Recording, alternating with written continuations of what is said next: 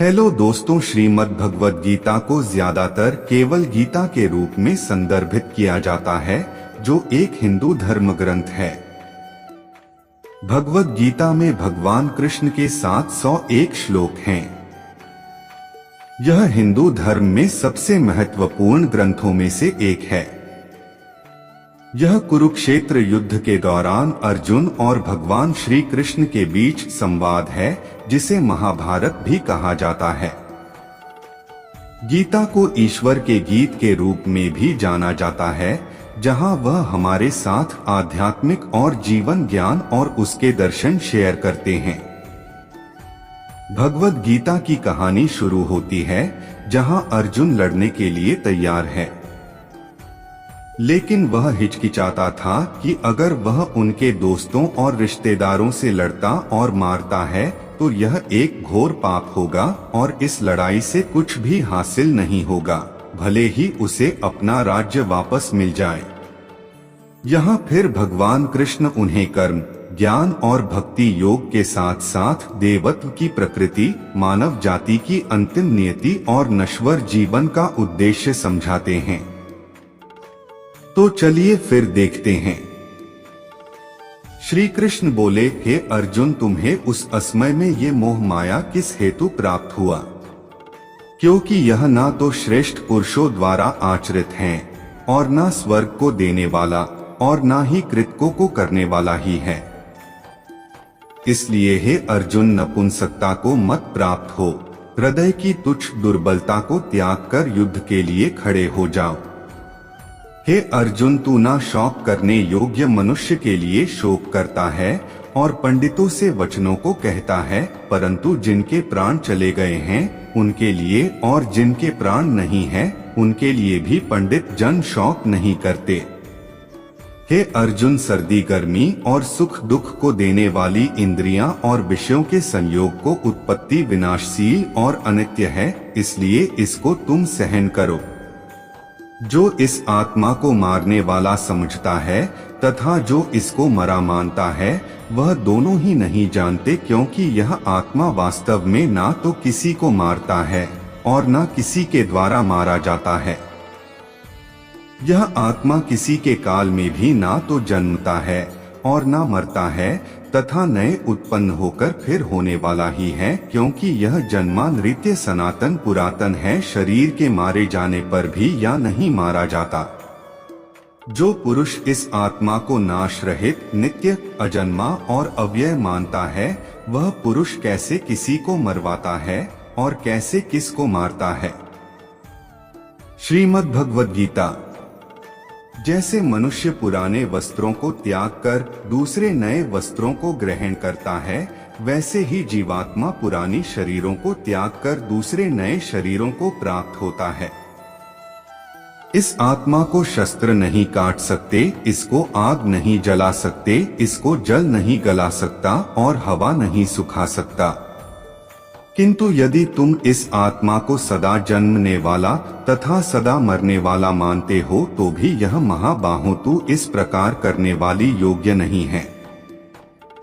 हे अर्जुन, यह आत्मा सबके शरीर में सदा ही अवध्य है, इस कारण संपूर्ण प्राणियों के लिए तू शोक करने योग्य नहीं है। या तो तू युद्ध में मारा जाकर स्वर्ग को प्राप्त होगा अथवा संग्राम में जीतकर पृथ्वी का राज्य भोगेगा। इस कारण है अर्जुन को युद्ध के लिए निश्चय करके खड़ा हो जा। जय पराजय, लाभ हानि और सुख दुख को समान समझकर उसके बाद युद्ध के लिए तैयार हो जाओ। इस प्रकार युद्ध करने से तू पाप को नहीं प्राप्त होगा। तेरा कर्म करने में ही अधिकार है, उसके फलों में कभी नहीं। इसलिए तू कर्मों के फल का हेतु मत हो तथा तेरी कर्म ना करने में भी आसक्ति ना हो। हे अर्जुन, जिस काल में या पुरुष मन में स्थित संपूर्ण कामनाओं को भली भांति त्याग देता है और आत्मा से आत्मा में ही संतुष्ट रहता है, उस काल में वह स्थित प्रज्ञ कहा जाता है। दुखों की प्राप्ति होने पर भी जिसके मन में उद्वेग नहीं होता, सुखों की प्राप्ति में जो सर्वथा निस्पृह है तथा जिसके राग, भय और क्रोध नष्ट हो गए हैं, ऐसा मुनि स्थिर बुद्धि कहा जाता है। इसलिए साधक को चाहिए कि वह उन संपूर्ण इंद्रियों को वश में करके समाहित स्थित हुआ मेरे प्राण होकर ध्यान में बैठे, क्योंकि जिस पुरुष की इंद्रियां वश में होती हैं, उसी की बुद्धि स्थिर होती है। विषयों की चिंतन करने वाले पुरुष की उन विषयों में आसक्ति हो जाती है, आसक्तियों से उन विषयों की कामना उत्पन्न होती है और कामना में विघ्न पड़ने से क्रोध उत्पन्न होता है। क्रोध से अत्यंत मूढ़ भाव उत्पन्न हो जाता है, मूढ़ भाव से स्मृतियों में भ्रम हो जाता है, इस स्मृति में भ्रम हो जाने से बुद्धि अर्थात ज्ञान शक्ति का नाश हो जाता है और बुद्धि का नाश हो जाने से यह पुरुष अपने स्थिति से गिर जाता है। किसी और के जीवन की नकल को पूर्णता के साथ जीने की तुलना में अपने भाग्य को अपूर्ण रूप से जीना बेहतर है। एक उपहार तब शुद्ध होता है जब वह दिल से सही व्यक्ति को सही समय पर और सही जगह पर दिया जाता है और जब हम बदले में कुछ नहीं की उम्मीद करते हैं। कोई भी जो अच्छा काम करता है उसका कभी भी बुरा अंत नहीं होगा, चाहे यहाँ या आने वाले दुनिया में। वह सुख जो लंबे अभ्यास से आता है, जो दुख के अंत की ओर ले जाता है, जो पहले जहर की तरह है लेकिन अंत में अमृत के समान है, इस तरह का सुख अपने मन की शांति से उत्पन्न होता है।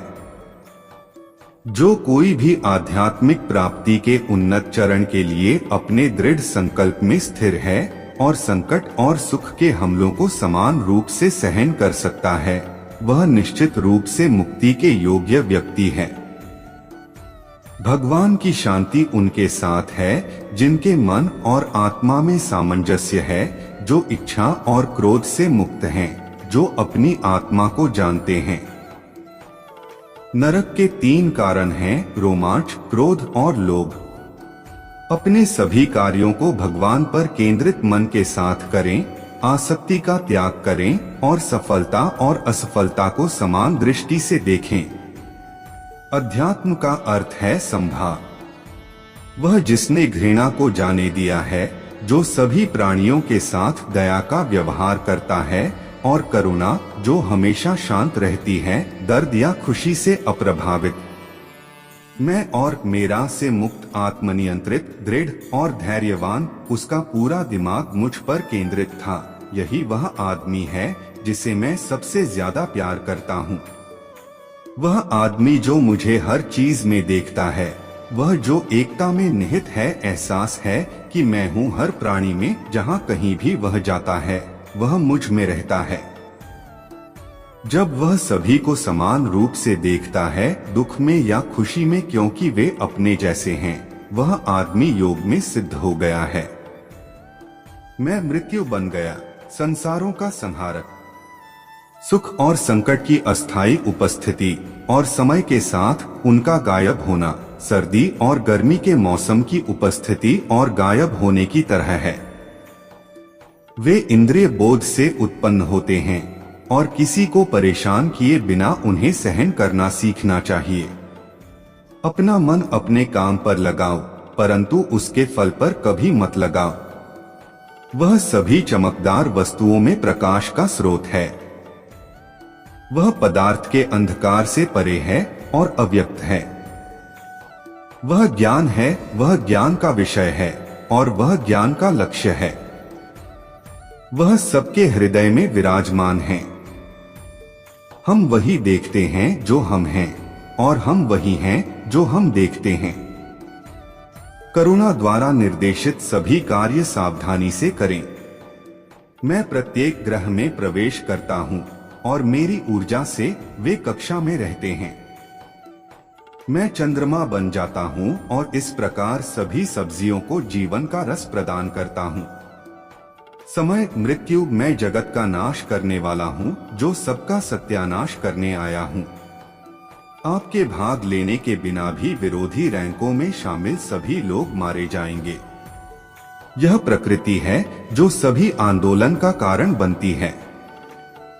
अहंकार से मोहित मूर्ख उस धारणा को आश्रय देता है जो कहती है कि मैंने किया। गर्मी और सर्दी, सुख और दर्द की भावना, इंद्रियों के अपनी वस्तुओं के संपर्क के कारण होती है। वे आते हैं और चले जाते हैं अनंत काल तक। आपको उन्हें स्वीकार करना चाहिए। प्रकृति द्वारा निर्धारित कर्तव्यों का पालन करते हुए व्यक्ति ने कोई पाप नहीं किया। मैं सभी प्राणियों के हृदय में निवास करने वाला आत्मा हूँ। मैं सभी प्राणियों का आदि, मध्य और अंत भी हूँ। हम वास्तव में कभी दुनिया का सामना नहीं करते हैं। हम जो अनुभव करते हैं वह हमारा अपना तंत्रिका तंत्र है। आपका अपने संबंधित कर्तव्य करने पर नियंत्रण है, लेकिन परिणाम पर कोई नियंत्रण या दावा नहीं है। असफलता का डर, भावनात्मक रूप से काम के फल से जुड़ा होना, सफलता की सबसे बड़ी बाधा है, क्योंकि यह मन की स्थिरता को लगातार भंग करके दक्षता को लूटता है। स्वार्थी कार्य दुनिया को कैद करते हैं। व्यक्तिगत लाभ के बारे में सोचे बिना निस्वार्थ भाव से कार्य करें। अपनी इच्छा की शक्ति से अपने आप को नया आकार दो। अपने आप को कभी भी स्वेच्छा से नीचा न होने दें। बुद्धिमान अपनी चेतना को एकीकृत करते हैं और कर्म के फल के प्रति आसक्ति को त्याग देते हैं। जब कोई व्यक्ति दूसरों के सुख दुख के प्रति इस प्रकार प्रतिक्रिया करता है जैसे कि वे उसके अपने हैं, तो उसने आध्यात्मिक मिलन की उच्चतम अवस्था को प्राप्त कर लिया है। क्रिया का वास्तविक लक्ष्य स्वयं का ज्ञान है। हम जो कुछ भी हैं, वह हमने जो सोचा है उसका परिणाम है। हम अपने विचारों से बने हैं। हम अपने विचारों से ढाले जाते हैं। मैं ही सब प्राणियों के हृदय में सबका नियंत्रक होकर बैठा रहता हूँ, और यह मैं हूँ जो स्मृति, ज्ञान और अनुपातिक संकाय का स्रोत हूँ। फिर मैं ही वेदों के माध्यम से जानने योग्य एकमात्र वस्तु हूँ। मैं ही वेदांत का मूल और वेदों का ज्ञाता हूँ। ऐसा कोई समय नहीं था जब मैं नहीं था, न आप, न ही इन राजाओं में से कोई भी, और न ही कोई भविष्य है जिसमें हम नहीं रहेंगे। क्योंकि यदि सबसे बड़ा पापी भी अपने सारे प्राण से मेरी उपासना करे, तो भी उसकी धर्मी इच्छा के कारण वह धर्मी ठहरेगा, और वह शीघ्र ही शुद्ध हो जाएगा और चिरस्थायी शांति को प्राप्त होगा। क्योंकि मेरी प्रतिज्ञा का वचन यह है कि जो मुझसे प्रेम रखता है वह नाश न होगा। इंद्रियों की दुनिया में कल्पित सुखों की शुरुआत और अंत है और दुख को जन्म देते हैं। आत्म साक्षात्कार में स्थापित लोग अपनी इंद्रियों को नियंत्रित करने के बजाय अपनी इंद्रियों को नियंत्रित करते हैं। अपने आप को छोड़ दें तो मन व्यक्तित्व के वही पुराने आदतन पैटर्न को दोहराता चला जाता है। हालांकि मन को प्रशिक्षित करके कोई भी कदम उठाना सीख सकता है और सोचने के पुराने तरीकों को बदल सकता है। यही योग का केंद्रीय सिद्धांत है। हमें एक निस्वार्थ भावना से कार्य करना चाहिए। कृष्ण कहते हैं, अहंकार भागीदारी के बिना और इस बात में उलझे बिना कि क्या चीजें हमारे इच्छित तरीके से काम करती हैं, तभी हम कर्म के भयानक जाल में नहीं पड़ेंगे। हम अपने कर्तव्यों से दूर रहकर कर्म से बचने की आशा नहीं कर सकते। संसार में जीवित रहने के लिए भी हमें कर्म करना चाहिए। कुछ लोग ध्यान के माध्यम से बुद्धि से हृदय में भगवान को समझते हैं, दूसरों को ज्ञान योग द्वारा और अन्य काम के योग से। कुछ हालांकि ब्रह्मा को नहीं समझते हैं, लेकिन दूसरों से सुनकर पूजा करते हैं। वे अपने दृढ़ विश्वास से मृत्यु को भी पार करते हैं जो उन्होंने सुना है। मेरे प्रति सदा चौकस रहो, मेरी उपासना करो, हर एक काम मेरे लिथे भेंट कर, तब तू मेरे पास आना, यह मैं वादा करता हूँ, क्योंकि तू मुझे प्रिय है। मौत एक पुराने कोट को उतारने से ज्यादा दर्दनाक नहीं है। खुद को और अपनी दुनिया को उस चीज से आकार देते हैं जो हम मानते हैं और सोचते हैं और कार्य करते हैं, चाहे वह अच्छे के लिए हो या बुरे के लिए।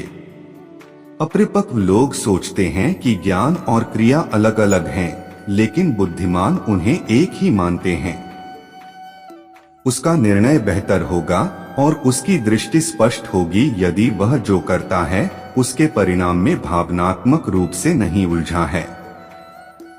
कृष्ण इस विचार का परिचय देते हैं कि सभी स्वार्थी इच्छाओं पर काबू पाने के लिए पर्याप्त नहीं है, स्वामित्व और अहंकार को वश में करना भी आवश्यक है।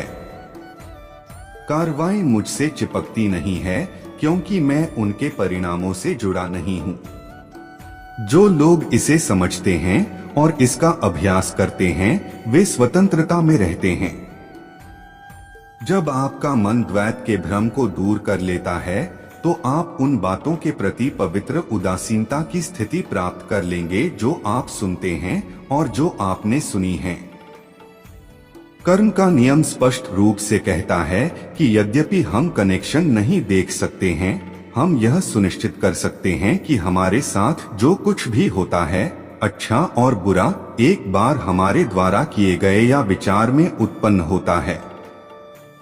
हमारे साथ जो होता है उसके लिए हम खुद जिम्मेदार हैं, हम समझ सकते हैं या नहीं। यह इस प्रकार है कि हम खुद को बदलकर जो हमारे साथ होता है उसे बदल सकते हैं, हम अपने भाग्य को अपने हाथों में ले सकते हैं। भगवान की छवि अनिवार्य रूप से और व्यक्तिगत रूप से सभी मानव जाति में पाई जाती है।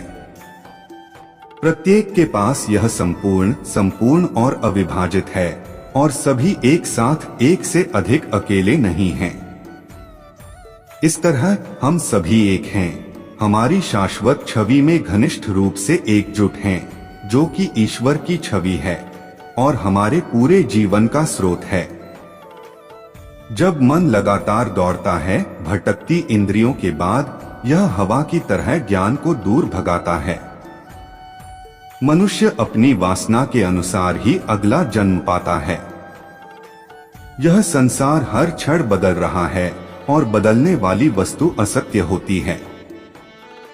जीवन न तो भविष्य में है न अतीत में, जीवन तो बस इस पल में है।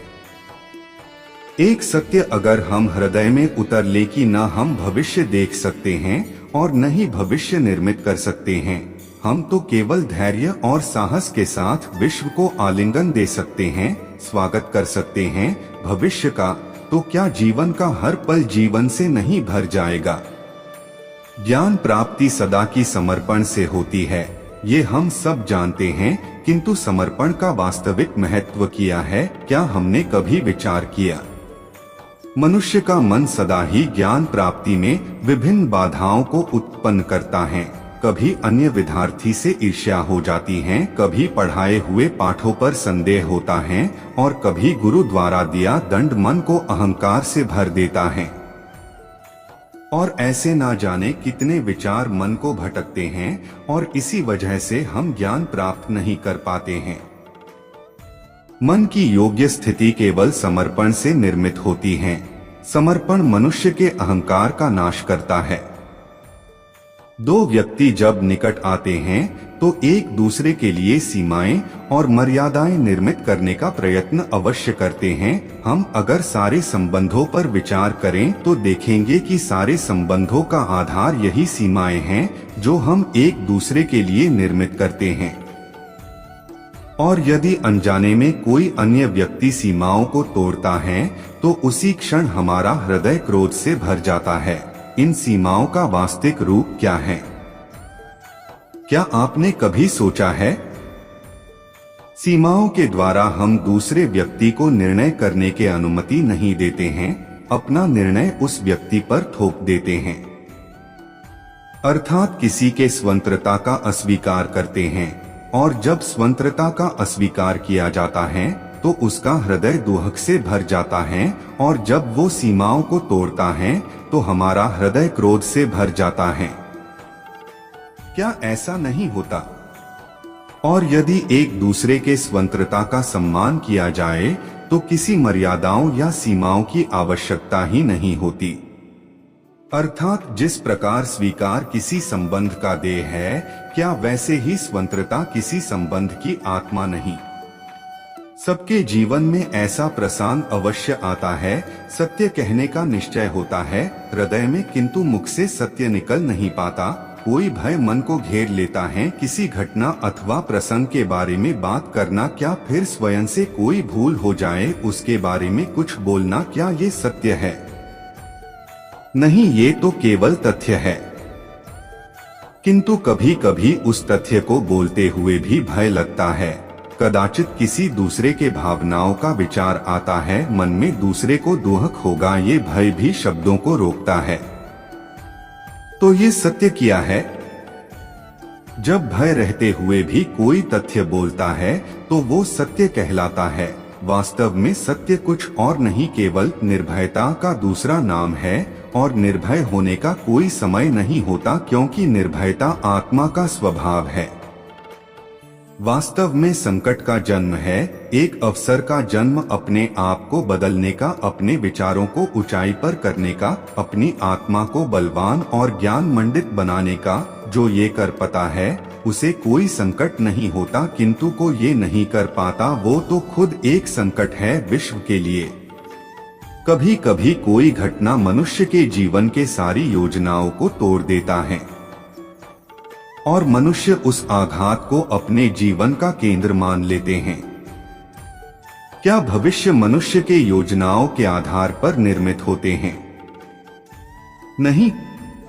जिस प्रकार किसी ऊंचे पर्वत पर सर्वप्रथम चढ़ने वाला उस पर्वत के नीचे जो बैठकर योजना बनाता है, क्या वही योजना उसे उस पर्वत की चोटी तक पहुंचाती है? नहीं। वास्तव में वो जैसे जैसे ऊपर चढ़ता है वैसे वैसे उसे नई नई चुनौतियां आती हैं। प्रत्येक पद पर वो अपने अगले पद का निर्णय करता है।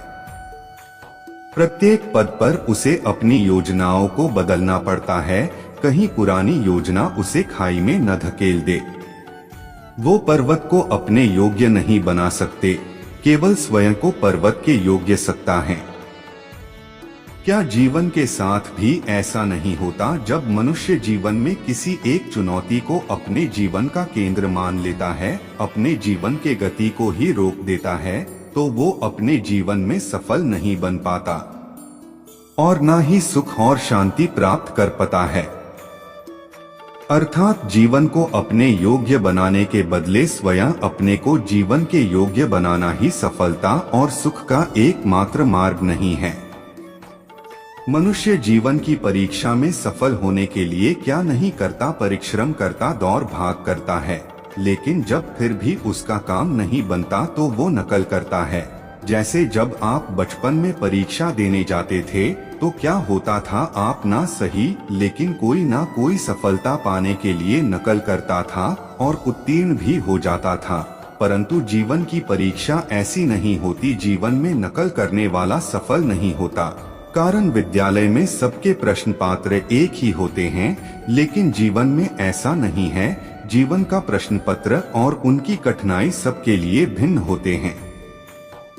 निश्चित रूप से उनके उत्तर भिन्न होंगे। इसलिए अगर आपको जीवन में सफलता पानी है तो नकल ना करें, स्वयं के प्रश्नों का उत्तर स्वयं ढूंढिए और सफलता आपकी ही होगी। हम असफल तब नहीं होते जब हम लक्ष्य ना पा सकें, हम असफल तब होते हैं जब हम प्रयास करना बंद कर देते हैं। इसलिए प्रयास करते रहिए और हार न माने, क्योंकि जिस दिन आप हार स्वीकार करना बंद कर देंगे, जीत आपके चरणों में होगी।